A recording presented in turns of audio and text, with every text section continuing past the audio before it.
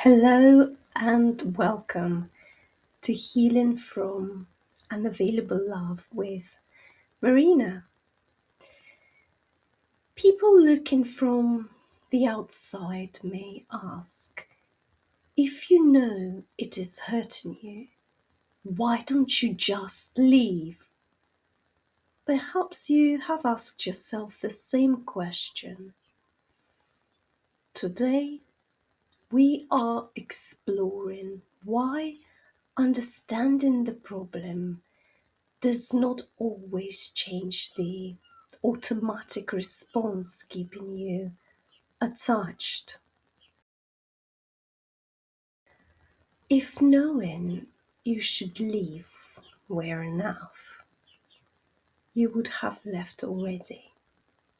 You already recognized the inconsistency.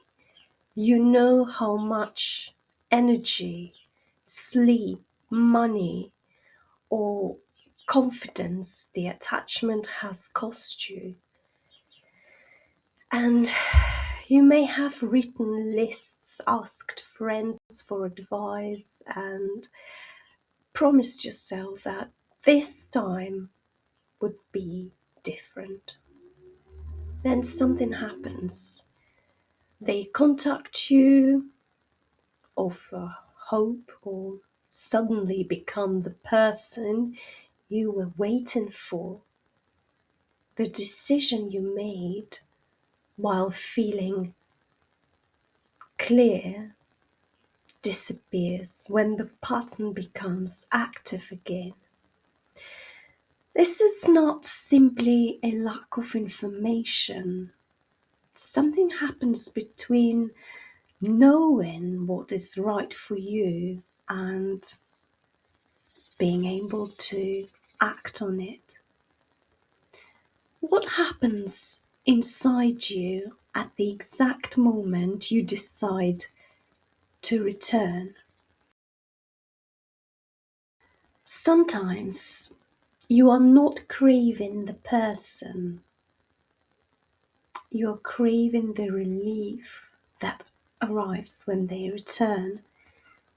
The withdrawal and uncertainty begins. You check your phone, replay conversations, and wonder what you did wrong. Then a message arrives. For a moment, your body relaxes, the anxiety ends, hope returns, and the connection feels powerful again. The contrast can make a small amount of attention feel enormous. But relief from pain is not always evidence of love, especially when the same person repeatedly creates both the anxiety and the relief. Really think about this. What feeling ends when they finally give you attention? Why can one beautiful moment make you question month and month of disappointment? They apologize, they become affectionate, your employer finally praises you or throws in a little pay rise, your friend suddenly makes an effort. That moment may be genuine, but it can also reopen the entire future you imagined.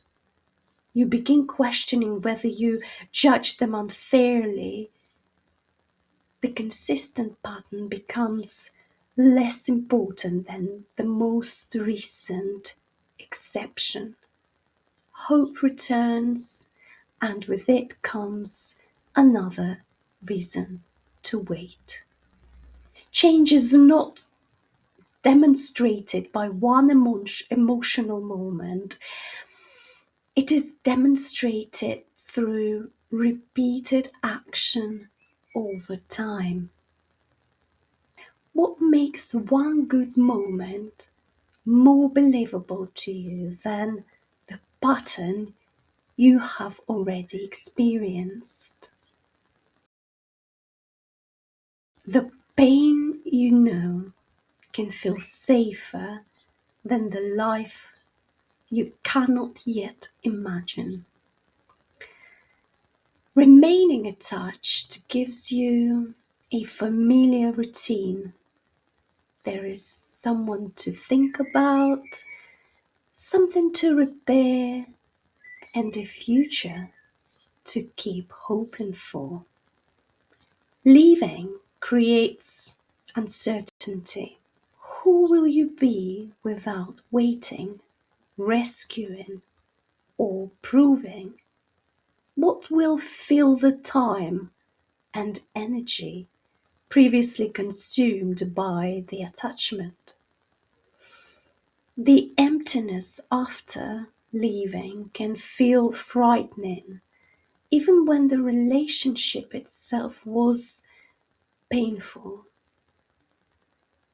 You may not be returning because the situation is healthy. You may be returning because it is familiar. What does this familiar pain protect you from having to face? Calling yourself weak or foolish may not make leaving easier. Shame keeps your attention focused on what is supposedly wrong with you. It may stop you asking what the attachment means, what activates the return, and what part of you still believes it needs this connection.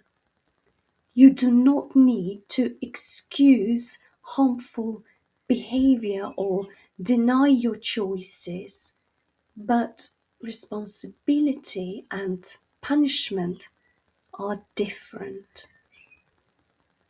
Lasting change is more likely to begin with honest curiosity than humiliation. Instead of asking, "What is wrong with me?" begin asking, "What is happening within me?" Whose judgment are you repeating when you criticize yourself for finding this difficult? The goal is not to force yourself to stop caring. The goal is to understand and change what happens automatically when distance, rejection, guilt, or hope activates the pattern. This is where advanced conversational hypnotherapy can be valuable. ACH is focused, collaborative change work. It explores how the response is organized for you, because two people can return to unavailable love for completely different reasons. The aim is not to control another person or erase your memories or become invisible. It is to give you more choice over where your energy, love, and life are invested. How would your life begin to change if their attention no longer controlled your internal state?